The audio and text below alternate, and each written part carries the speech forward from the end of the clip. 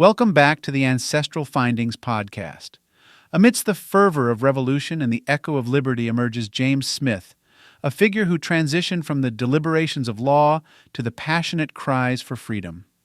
Today, journey with me as we unravel the profound transformation of James Smith and the fiery convictions that shaped his legacy.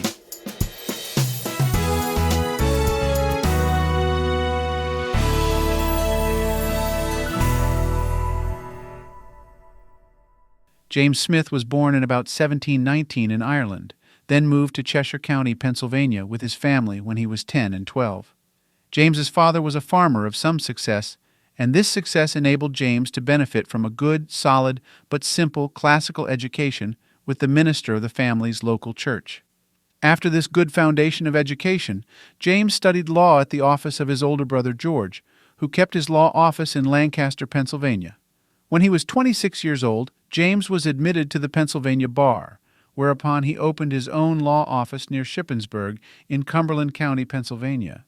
Because this was essentially a frontier area at the time, there was not much law to practice, and James spent much of his time there surveying land instead. While he did practice law sparsely in Cumberland County, he eventually moved to York, Pennsylvania, after 4 or 5 years in the relative wilderness, so that he would be able to exclusively practice law. When James was 41 years old, he married Eleanor Armour, who was the daughter of John Armour of Newcastle, Delaware. Together they had 5 children, only one of whom made it past childhood, married, and had children of her own. Other children of James and Eleanor made it past childhood, but they either did not marry or did marry and did not have children.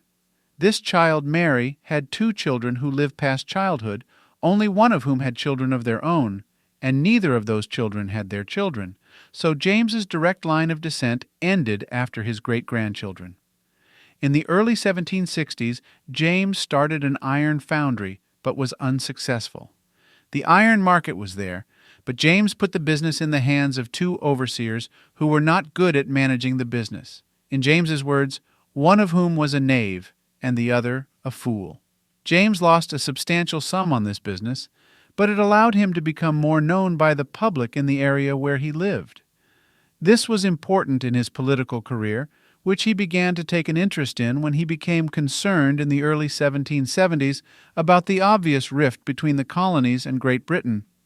James attended a provincial assembly in 1774, where he submitted a paper he had written that was called Essay on the Constitutional Power of Great Britain over the Colonies in America. In the paper, James advocated for the colonies to boycott all goods from Britain. James believed that this technique would hurt British merchants in a financial way, which would push them to demand that Parliament back away from some or all of the oppressive laws they had passed against the colonies. Coincidentally, this is exactly what the First Continental Congress did in the fall of that year. Also, in 1774, James put together a company of volunteer militiamen in York County, Pennsylvania. The volunteers elected him as their captain. Thanks to the British pressure on American trade and general freedom, the militia soon grew to enough men to be a battalion, and the battalion chose James as its commander. Because James was 55 years old, so he deferred his commander position to a younger man. In 1775, James was elected as a delegate to the Colonial Assembly in Philadelphia. At the assembly, he said that if the British administration should determine by force to effect a submission to the late arbitrary acts of the British Parliament in such a situation, we hold it our indispensable duty to resist such force and at every hazard to defend the rights and liberties of America.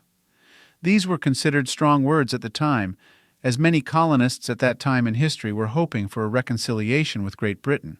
This was especially true in Pennsylvania, where many citizens were Quakers and therefore hoped for peace instead of conflict.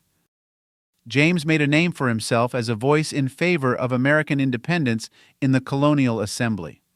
After the proposal for independence by Richard Henry Lee at the Second Continental Congress, and especially after the initial skirmish battles at Lexington and Concord, it became clearer that independence was the only answer. This allowed Pennsylvania to appoint anew delegates to the Continental Congress. Among the new ones was James. James became a signer of the Declaration of Independence as part of the Second Continental Congress. After the declaration was signed, James went with Captain Francis Wade and Dr. Young to York, with a printed broadside copy to read to the public in the town square. James served for 2 years on the Continental Congress, and since the Congress was meeting in Philadelphia, near James's office, he offered his office as a place for the Congress's Board of War to meet. At the same time he was serving in Congress, James also continued to serve on Pennsylvania's Colonial Assembly. In 1781, James was elected to be a brigadier general of the Pennsylvania militia. At this time, he also went back to practicing law at his own law office.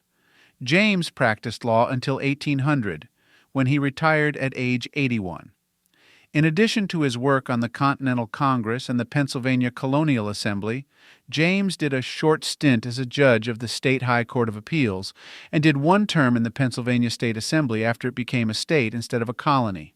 In 1785, James was elected to the new United States Congress, but declined to serve because of his age, believing he was too old to participate in such things anymore. Shortly before James passed away, a fire destroyed his office and most of his papers with it. So little is known about his actual life today, besides what was recorded by others.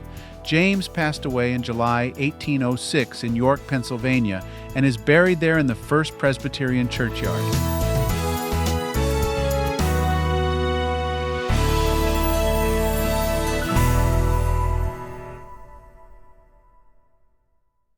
Thank you for listening and subscribing to the Ancestral Findings podcast. For additional resources, visit ancestralfindings.com.